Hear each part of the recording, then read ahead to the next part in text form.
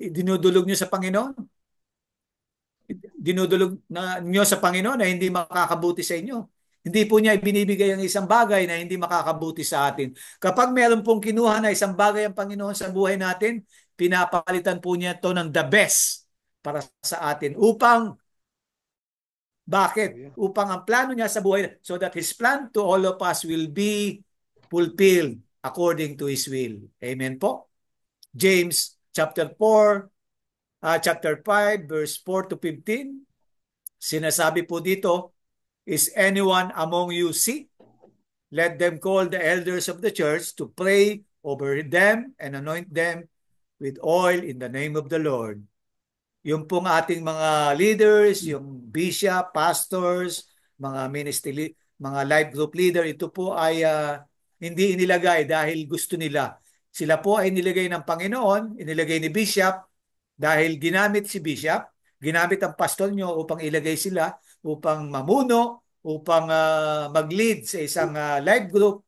At hindi po ito ibinibigay dahil malakas, sip-sip sa pastor, hindi po yon. Yung calling po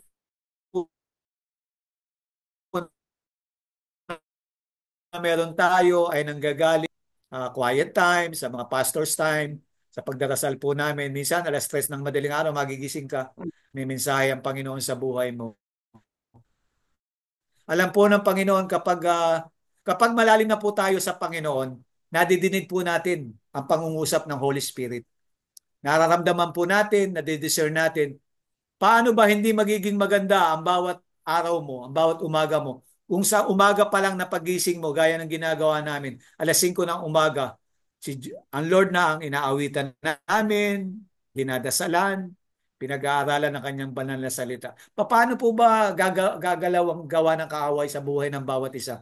Kung sa pagising mo pa lang, hindi Facebook, hindi Instagram, hindi Twitter ang tinitingnan mo, hindi TikTok, kundi ang salita ng Panginoon. Amen po? Amen. Yung vision po ng mga pastors ay dapat naaayon sa vision ng church. Alam ko po, gaya namin, merong vision ng JIL, may mission, may vision. Alam ko po, ang church na inyong pinaglilingkuran dyan sa Cagayan de Oro, nakasalig yung mga ipinatutupad na gawain ng pastor.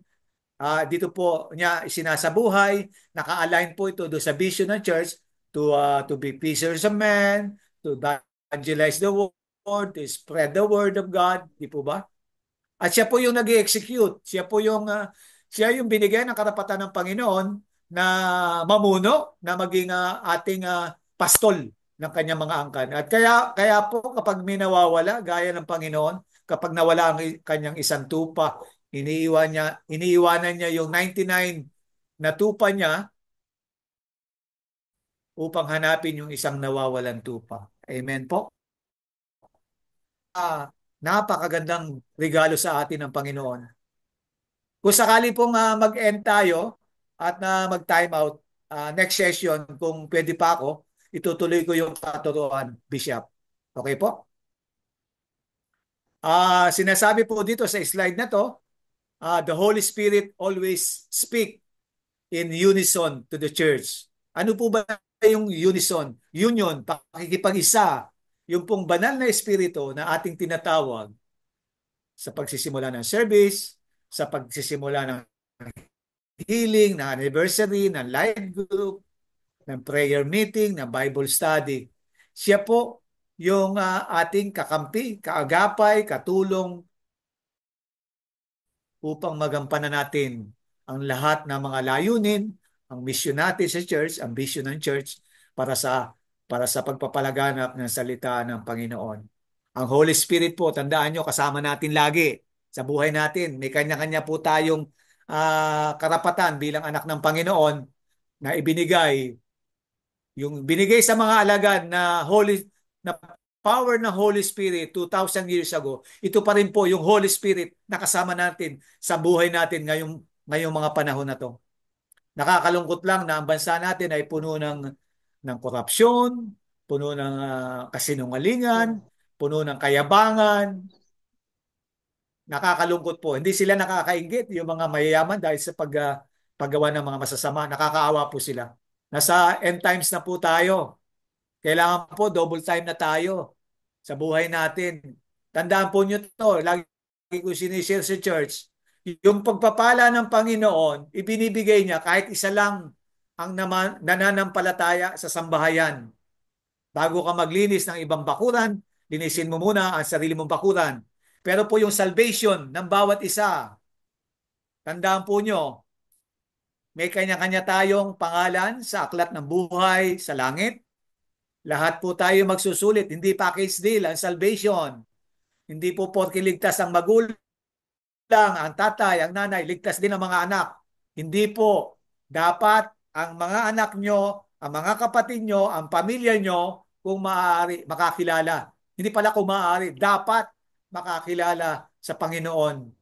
Hindi po ba?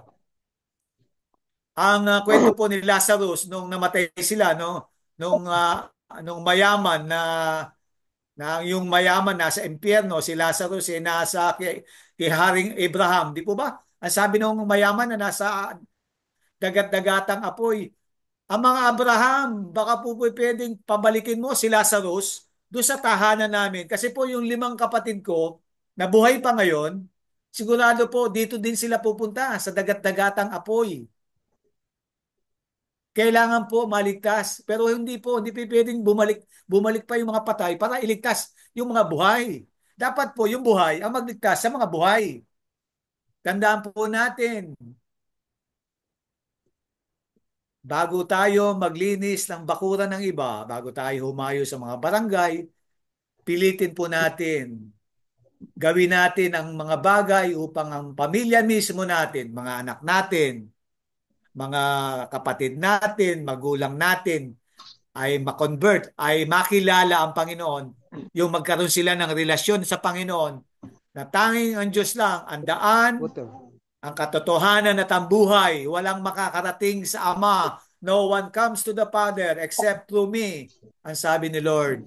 Tayo po bilang mga elders, bilang mga leaders, bilang mga pastor, bishop ng church, tayo po ang binigyan ng obligasyon, ng responsibilidad ng Panginoon upang yung church na ating pinamumunuan ay isang pamilya.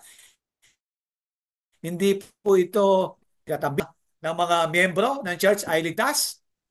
Kailangan po meron tayong follow-up. Alamin natin kapag hindi na umaten sa service yung ating mga kapatiran, dapat mga leaders, dapat pinapala na papakapatid. Kailangan po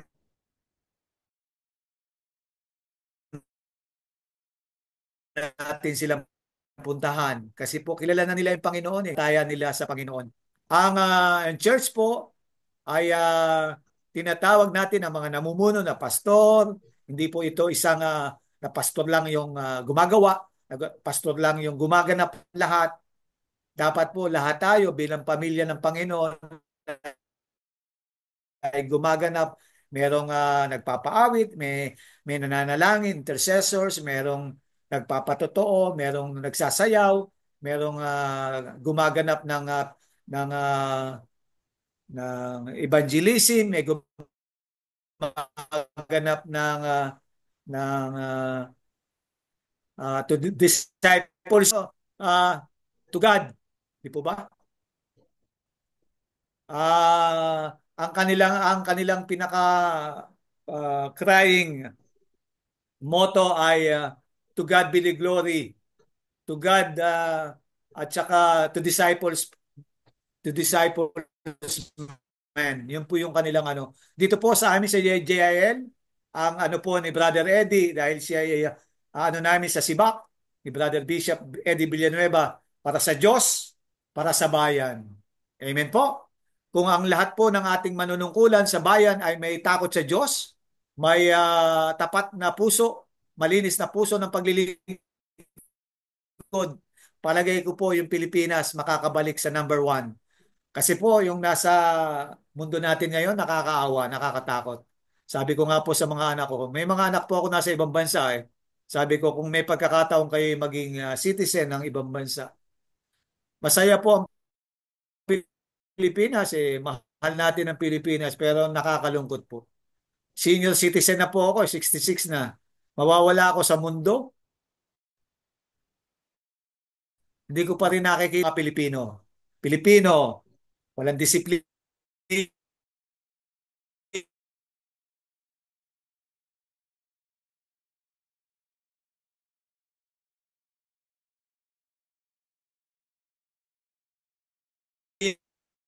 Pilipino, sa'yo. Kapag meron akong basura, nilalagay ko po sa bag ko, sa bulsa ko.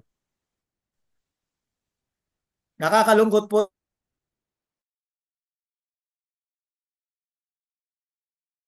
na ang bansa natin na o bilang mga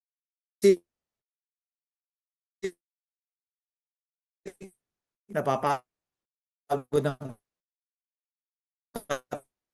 katawan pero ang puso sa Panginoong buhay. Next week, salamat po sa inyong bishop. Uh, Putulin ko muna po dito Google Meet. Kasi yung Google Meet, Google Meet. kapag nag-session, wala siyang time limit. Itutuloy ko na Try lang natin. next Sige Ninong. Try natin Google Meet next meeting. Bishop. Okay. Ah, try natin Google Okay, Meet. try natin. Magsisend ako ng link. Oo, free naman siya. Oh. Pray muna ako, Bishop. Maraming salamat po. Sige po. Lord, salamat po sa Hallelujah, Lord. Hallelujah, Holy Spirit. Lord, salamat po. Ang lahat po ng lumabas sa bibig ko, alam ko po ay nanggaling sa iyo, Panginoon. Yes, Lord. Sapagkat sa pamamagitan ko lang po, ako po ay makasalanan, marumi, Panginoon. Ako po ay lingkod mo. At sana po ay patuloy mo kaming gamitin. Ang lahat po na nasa platform na to. Ang lahat ng mga estudyante ng school na to, na kung saan ang hangad po namin ay maglingkod at spread ang iyong salita, Panginoon. Bigyan mo po sila ng katalinuhan, ng wisdom, ng talent na nagmumula sa banal na Espiritu. Bigyan mo po ng kalakasan ng kanilang mga pangangatawan, ng kanilang espiritu. Tinataas ko po sa gabing ito si Bishop, ang aking Yes, inaanak, Lord. Bishop, si Bishop Danny, ang kanyang pamilya, Sister Faye, ang lahat ng mga kapastoran ng kanilang simbahan, ang lahat ng mga leaders. In the mighty name of Jesus, ang revival, Yes. ang reformation ng church upang gamitin mo sa iyong banal na salita, Panginoon, upang i-spread ang iyong salita, ang iyong kapahayagan, Panginoon, with boldness ay gagawin mo sa lahat ng kasapi, sa lahat ng mga leaders, sa lahat ng bishop, sa lahat ng pastors na ginagamit mo sa iyong ubasan, Panginoon. Salamat po, Panginoon, sa lahat ng mga bagay na patuloy mong ibinibigay sa amin. Salamat po sa biyaya ng hanap buhay, ng kaligtasan, sa biyaya ng buhay na masaya, kahit na dumaranas ng hirap, kahit dumaranas ng sakit. I pray that all people, lahat po ng kapatid ko na nasa platform na to, kung ano man yung kanilang pangangailangan, kung ano man yung kanilang nararamdaman, ay i-bless mo sila, Panginoon. Pagalingin mo po sila.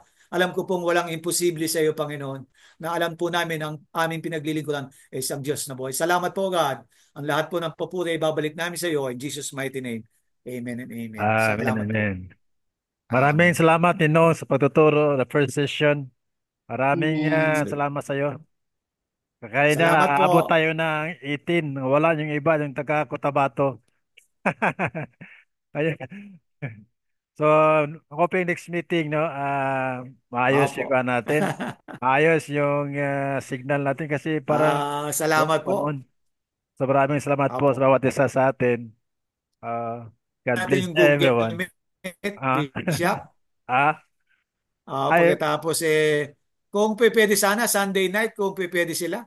O Friday talaga schedule natin. tanongin natin yung Kasi meron akong gawain sa church ng 6 Friday. to 9. 6 Friday. to 8. Tingnan Baka sa Saturday. natin. Pwede. Ano? Baka okay siguro sa Saturday. Hindi. Saturday, meron ka ba? Friday yung ano ko eh, Saturday evening, yung pwede? ganap ko sa men's net ng church. Ah, Pwede. Okay, pwede. Saturday. Okay. Salamat po sa lahat. Salamat po sa pakikinig at tunay nga ang Diyos ay nalulugod sa buhay ng bawat isa. God bless us all po. God bless, God bless, God bless. God bless, God Pastor. bless, God bless everyone. Salamat. Po. Pastor. Salamat. Salamat. Eh, Salamat. salamat po sa bawat isa. God bless everyone. Good night. Next